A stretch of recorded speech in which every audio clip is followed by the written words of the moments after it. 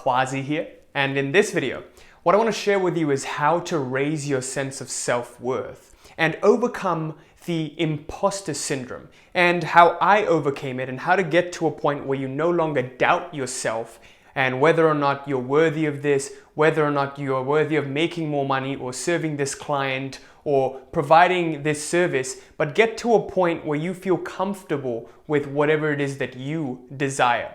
If you're an entrepreneur who struggles and doubts themselves on whether or not your products and services are worth it, or you're worthy of making an X amount of revenue in your business, and you find that you constantly focus on the negatives and you always go to, feeling like an imposter, like you're not really worthy of what you're getting, and as a result end up self-sabotaging, this video is going to be extremely crucial for you, because I'm going to show you how feedback loops work and why you're stuck in this low sense of self-worth. And by the end of this video, you're going to learn the 3 keys to help you overcome this and how I overcame this in my journey.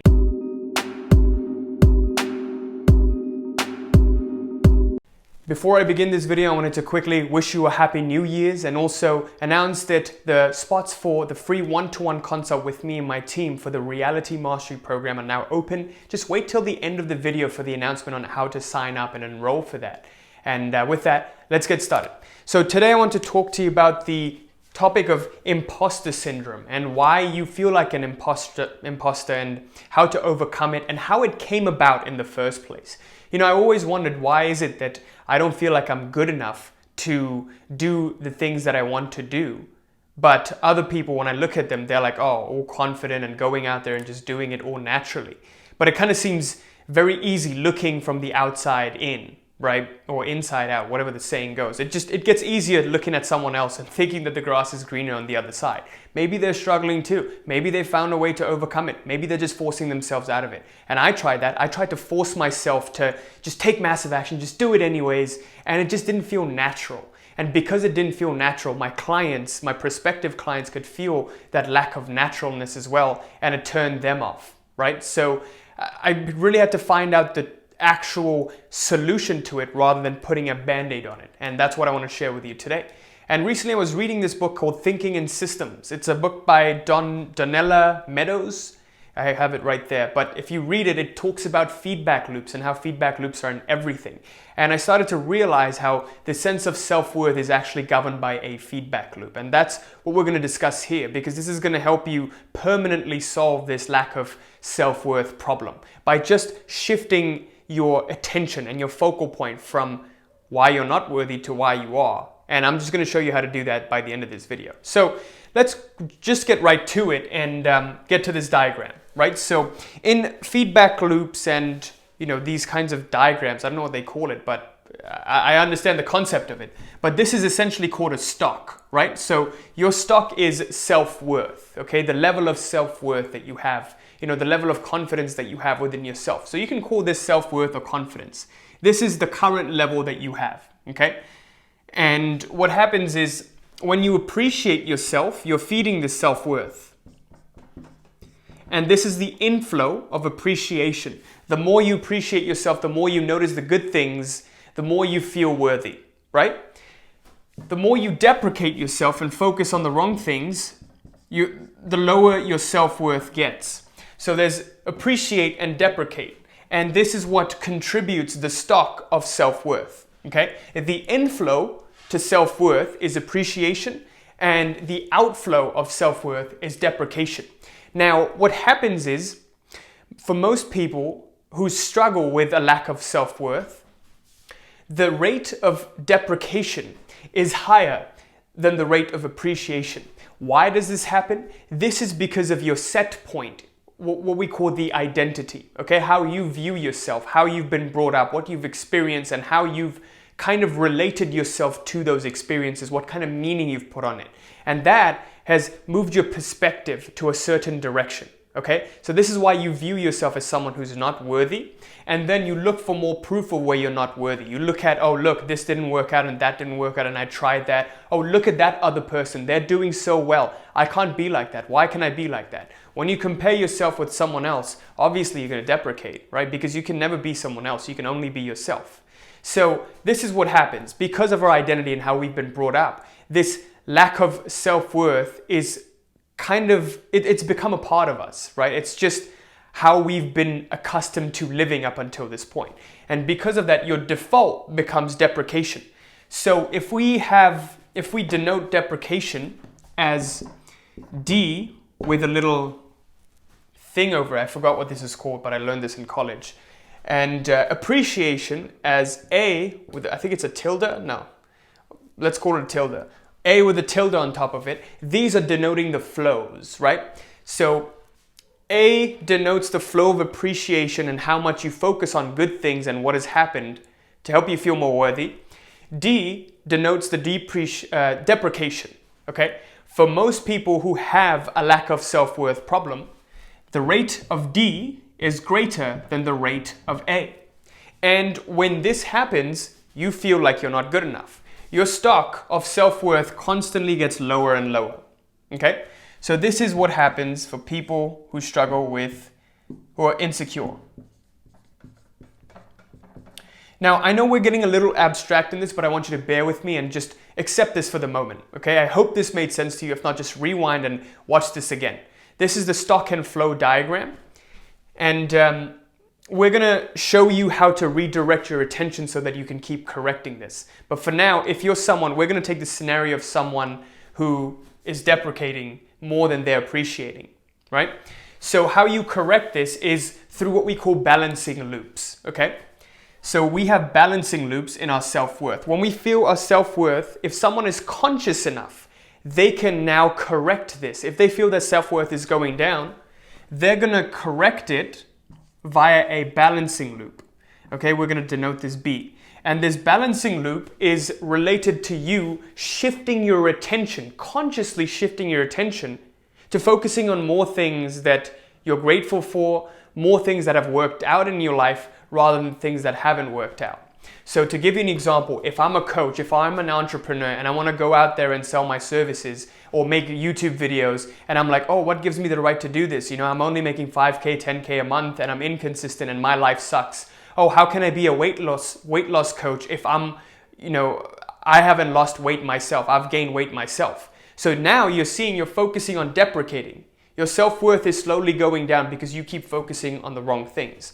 So now instead of doing that, you balance your sense of your focal point, your attention from deprecation to more of appreciation. So you focus on, wait a second, this has happened in the past where I've helped this person lose weight.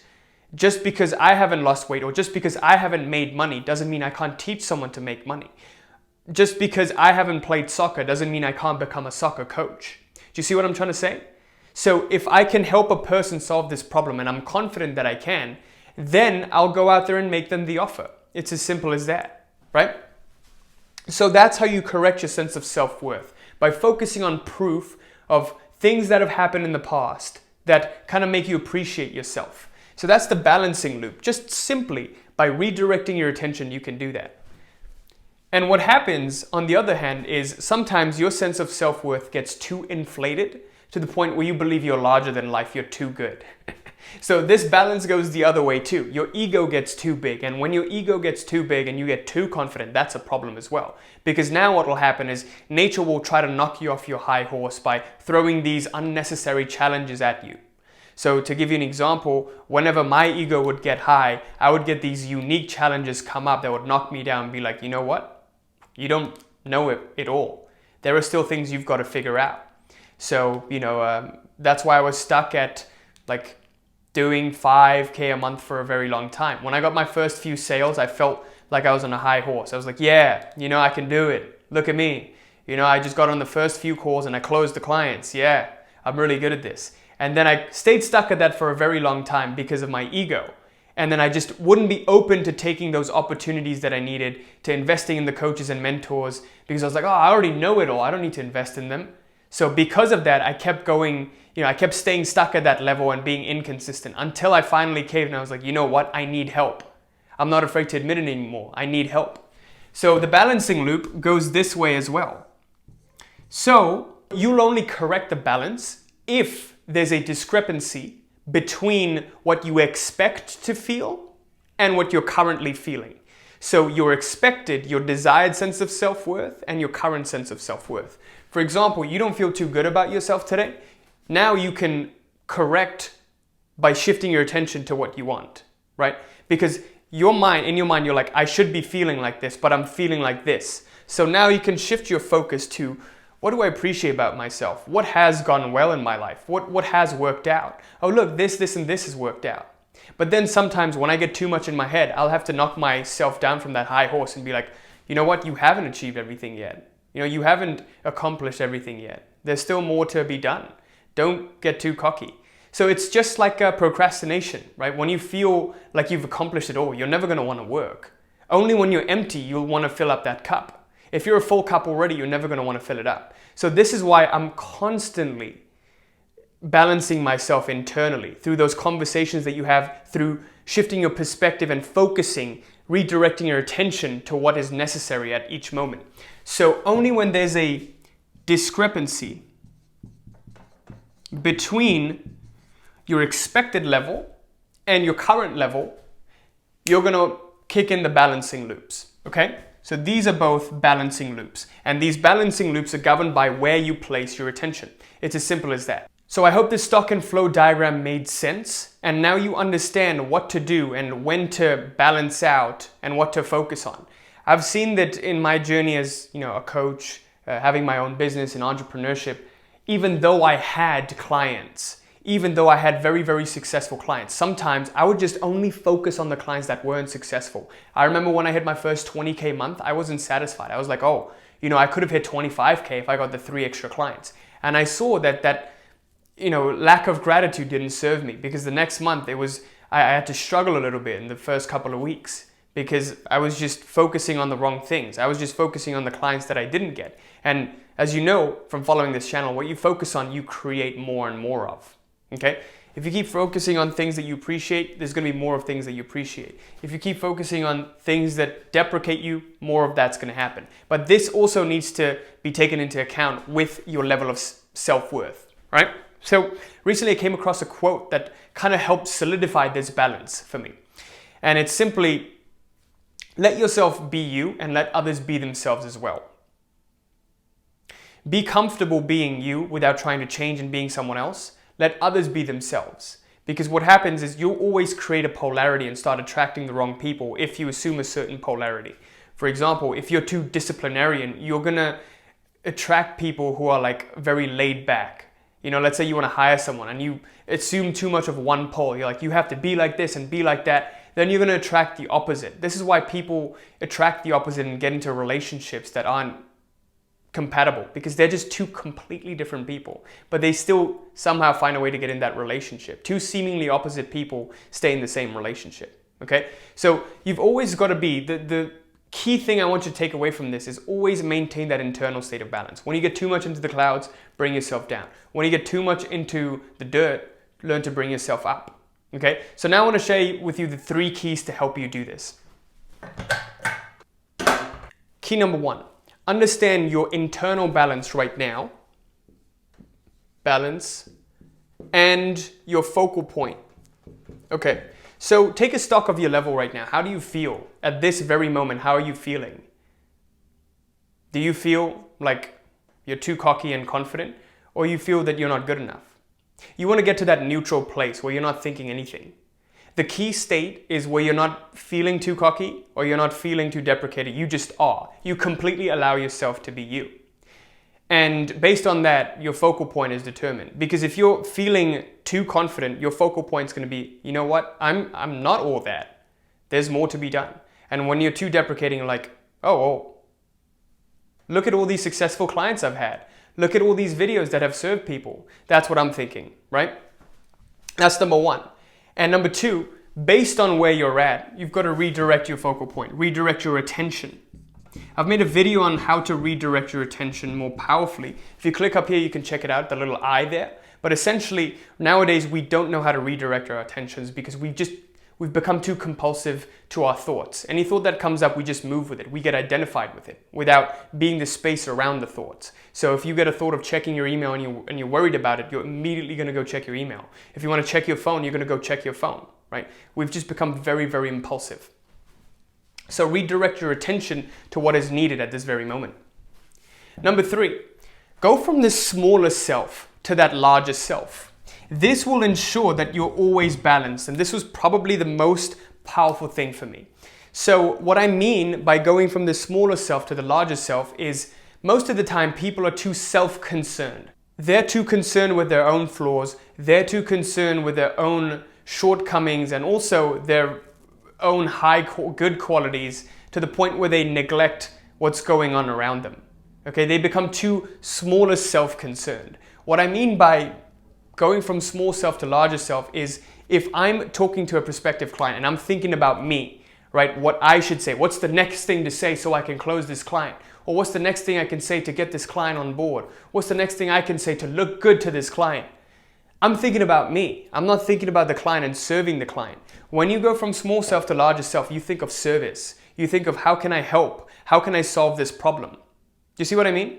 So what really helped me get out of my own way and stop doubting myself and being in this imposter syndrome was I just stopped thinking about myself. I just thought about, can this problem be solved? Is there a reference experience of me in the past solving this problem? If yes, make the offer, I'm confident. If no, don't make the offer, I'm not confident. Or just be honest with them. If no, you can tell them, look, I've never really done this before. This is the first time. I'll just be completely transparent with you. But based on what you're going through, I might be able to help you, but that's a risk you're gonna be willing to take. And people will just admire your honesty, right? If you're just honest with them, they'll completely admire it. And this is applicable to all scenarios. Like if you're just trying to puff up your chest and fake confidence, people are gonna see right through that because energy never lies. So this also kind of goes back to that concept of allow yourself to be you and let others be themselves without trying to change it. Don't try to be someone else. Even if you change your identity, you're not really being someone else. You're not faking it. You're assuming it first, and then you're just acting in accordance with that. And the more you do that, the more it becomes natural. At first, it's going to become it's going to feel very, very uncomfortable because you're just not accustomed to being that version of yourself. But it's still a version of yourself. You're still being you. It's a different version of yourself. You can never not be yourself. And with that, I conclude this video. I sincerely hope this was helpful. Let's do a quick recap of what we talked about. Look, I know this was very, very conceptual, but I just wanted you to understand it from a different lens and a different perspective, okay? Overcoming imposter syndrome really comes down to understanding where you are right now. Your own balance, like how you feel about yourself, how you view yourself. This needs to be determined through a thorough self-investigation, okay? You can ignore all of these diagrams and fancy gimmicks and just look at yourself. Where are you right now?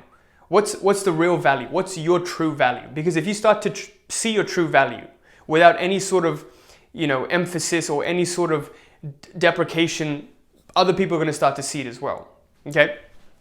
But we talked about this feedback loop on your level of self-worth and how you can balance it out. There's an inflow of appreciation which helps you feel better about yourself and an outflow of deprecation where you criticize yourself and your work and you see where you can improve. If you can balance both of these flows, the ideal state is to maintain the flow of D to the flow of A, where I'm great, but I can be better. I'm great, but there's always room for improvement.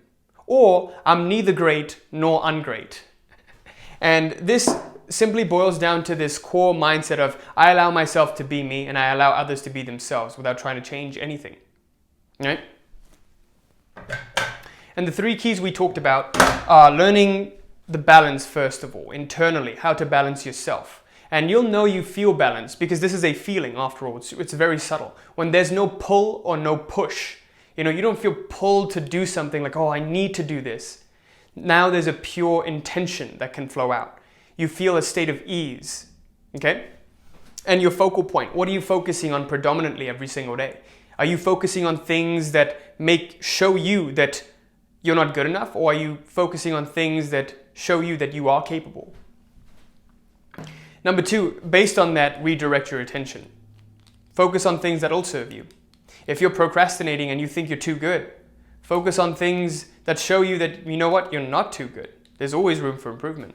If it's the other way around, then show yourself the other thing. right?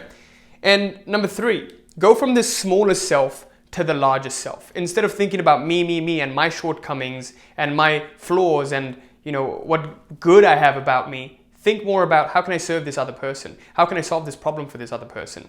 Especially if you're a coach, this is something that's going to be very, very important for you, because I've seen that when I stopped thinking about me and I thought about the client and their problems and it became less personal, then I was more effective. Do you see what I mean? So with that, I conclude this video. Thank you so much for watching. Sincerely hope this was helpful. If you're new to the channel, make sure you like, comment, subscribe, and hit that little bell there so you're notified of any new video that I put out. And also, I'm super excited to announce, as I mentioned before, that the consult for the Reality Mastery Program, spots for that are open. Just click on the link to sign up for that. And who this is for are entrepreneurs who want to scale their businesses from 5K a month to 10, 20, 30, 40, 50, 80K a month. And what they're seeing is that the reason they're not able to scale and they're stuck and they have inconsistent revenue is because of themselves, right? They feel like an imposter. They always focus on the wrong things. They can't stay consistent with their actions because internally there are these hidden blocks that they haven't figured out yet. Okay, if that sounds like you, please click on the link to sign up. I'd love to see how we can help you out. And also the free Facebook group is open for you to take advantage of. We're trying to keep that real high quality, so please only join, if you fill up, you can only get approved if you fill up the 3-question survey. And yeah, thanks for watching. I'll see you in the next one. Till next time, peace.